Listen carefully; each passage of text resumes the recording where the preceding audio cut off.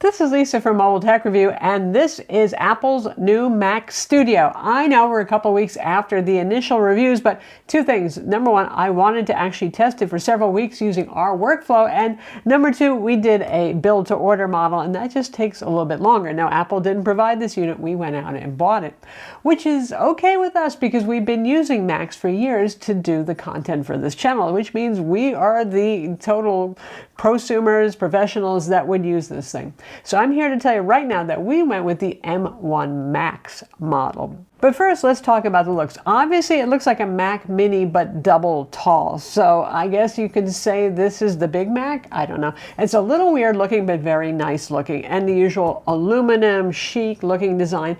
But for Apple, something new. They actually followed the idea that form should follow function for a change instead of just making it pretty and deranging you. We'll get into that. Number two, we went with the more affordable model, even though we are pro users, and that's a lot what this video is about. For I think most people, the $2,000 starting price model, which has an M1 Max processor, is going to be more than enough versus the M1 Ultra, which is really two M1 Maxes on one motherboard. Anyway, we're going to look at it now. And after you pick up that new computer, you have to keep it safe, right? So that brings up our video sponsor, Trend Micro's Premium Security Suite. So this is a whole family solution. You get 10 licenses with it, and it doesn't just protect Windows PCs or laptops, it also does Macs, it does iOS, so you got your iPhone, your Android phone, your iPad tablet, all of those things, because it's not just about you anymore, probably, is it? So we have things like, of course, virus protection on board, and also social network protection, so it can look for phishing links, I mean literally phishing links in social media and keep you safe from that. We have secure banking. It can open up a secure browser window to keep you extra safe while you're doing your banking. You have ransomware protection with folder passwording also added on.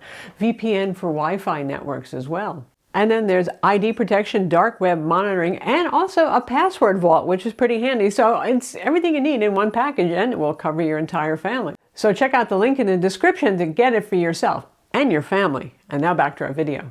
All right, so what does our Big Mac bring to the table here? Obviously, it's very diminutively sized. They've designed it to fit underneath a monitor easily enough, which is how we're using it. We are not using that new Mac Studio display that's $1,600 for a 27-inch 5K display. It is pretty pricey, folks. We've been using it with 27-inch Dell UltraSharp 4K monitors, U2720. Q model monitors that sell for around $500, working great, so you don't have to buy into that. But obviously, for something that has an M1 Max, you're looking at something that also is comparable to the top-of-the-line 16-inch MacBook Pro, same processor and all that sort of thing.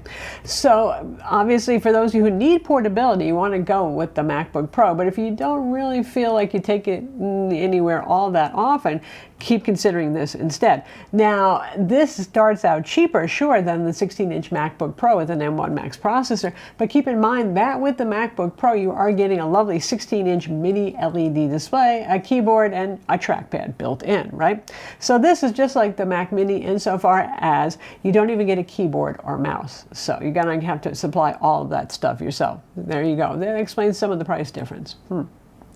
One thing that I like about this is ports. You know, something that Apple hasn't been so strong on. I would say even the iMacs have been, especially the M1 iMac, is a bit port constrained. Not this one. This is for pro users, so to speak. So you obviously have the two front USB-C ports and a UHS 2 SD card slot, which is wonderful, and they're on the front. So, thank you so much. Removable storage, your SD card.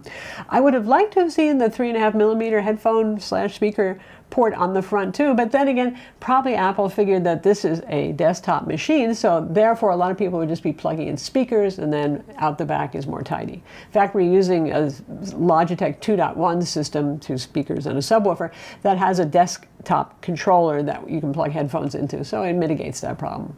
On the back, you have 2 USB-A ports. Oh, thank God, they haven't killed them off yet. You have 4 Thunderbolt 4 ports on board, and the Dell monitor that I mentioned that we're using is a USB-C monitor, so that's great. Just plug it in the back right there.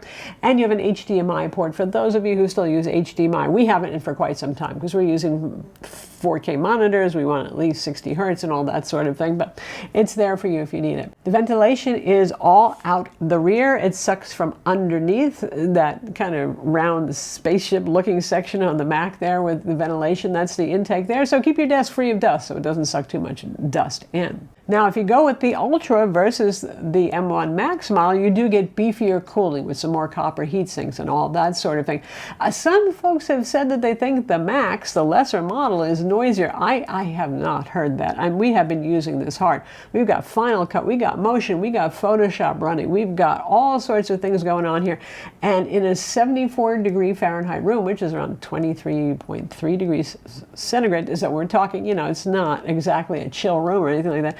We don't even hear the fans, and that's with doing some multicam 4K footage, all that sort of thing. So I'm not hearing it, and I'm not hearing any high-pitched noises. Some people have talked about that as well. Relatively speaking, compared to the 27-inch 5K iMac that this replaced with an Intel processor, this is quiet. That Mac, when exporting video, you could hear it. It was sounding like it was wanting to take off sometimes. So yeah, I would say very much an improvement. So quiet, in fact, that I can do voiceovers for our video while at the Mac. Good. So our unit clocks in at $2,600. So we went from that $2,000 base model and we maxed out the GPU cores to 32. You have 3 choices for your GPU cores since we're doing a lot of video editing, Photoshop, some Lightroom, that kind of thing. Maybe even the occasional Mac game. That makes sense. And we also maxed out the RAM, which is 64 gigabytes, which is nice. It's enough for the things that we're doing. We stuck with the base 512 gigs of storage because honestly, what Apple charges for storage, yeah, it's great. You can go up to 8 terabytes or so, but the prices are insane. So we use fast external SSDs, typically Samsung T7 SSDs, and our editing drive is actually a Thunderbolt 3 drive for even more speed. And that still comes in a lot cheaper than, well, paying Apple. And for archiving the footage, the exported videos, we just use cheap 2.5-inch portable hard drives because you don't need speed there. You just want cheap, abundant storage. Now, if you go for the Ultra model, you can go up to 128 gigabytes of RAM. So I don't think a lot of people really need that in Mac land, to be honest. But if you are doing scientific visualization stuff and whatever else it is, and you know that you need it, well, then you would be moving into the Ultra, which starts at $4,000. I hope you don't need that. By the way, this does have built-in Wi-Fi 6 and Bluetooth 5, so you don't have to plug in the Ethernet cable on the back unless you want to. That's cool. So it's mostly been sunshine and puppy dogs for us, and I'll talk one more time about the things that I like. 64 to 128 gigs of RAM, yes, please, thank you. For the pro users out there, this is important. The selection of ports is important. How quiet and cool running it is absolutely delightful considering the horsepower inside. It's as fast as a 16-inch M1 MacBook Pro, like I said, top-of-the-line model, or as fast as your fastest Windows PC. It's a little harder to gauge and compare GPU power versus Windows land because there's just not much in the way of comparable testing on this, but I would say you're looking at something like an RTX 3060 to 3070 maybe. I also think that the starting price of $2,000 going up to $2,600 like we did to kind of max out some of the specs is a fair price for what you're getting here. It gets a little bit harder to say that about the Ultra starting at $4,000 and up, but you decide on that one. Now, for things that I don't like, you can open this up. If you turn it upside down and you take off the rubber ring on the bottom, there are screws and you can take it apart. And there's actually M.2 SSD slots, but Apple has disabled them. So that's still kind of cheeseball. Gee, thanks, you know. This is not something you can upgrade. The RAM is part of the system-on-chip architecture, so upgradability is not a thing. That's a ding against it, especially for those of you who are coming from Windows world, where you can take apart your desktops and some of your laptops, like gaming laptops, endlessly. I think at this price, even for the lower end $2,000 configuration, there's no keyboard and mouse. Really, Apple? So if you want Touch ID, which is integral to an enjoyable part of Mac OS experience, you don't have to type in passwords, and so you can buy stuff online more easily, you're going to have to buy the $200 external Mac keyboard with Touch ID built in.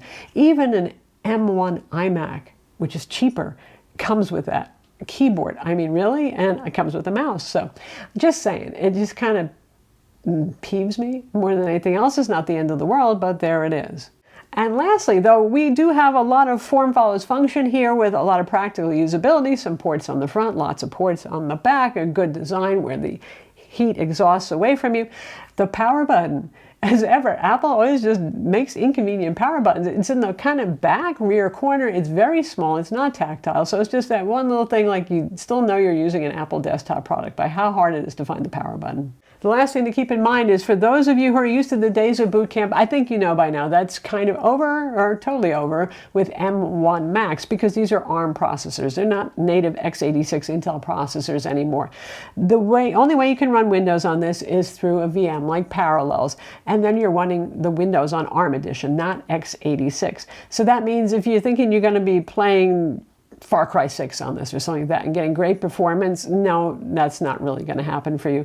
So it's there if you need some office related app or something like that, you could do that, but it's not really going to be performant as a Windows machine.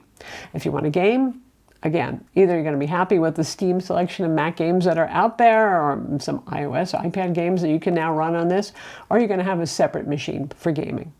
I'm Lisa from Mobile Tech Review. Be sure to subscribe to our YouTube channel for more cool tech videos and hit the notification bell so you know about them.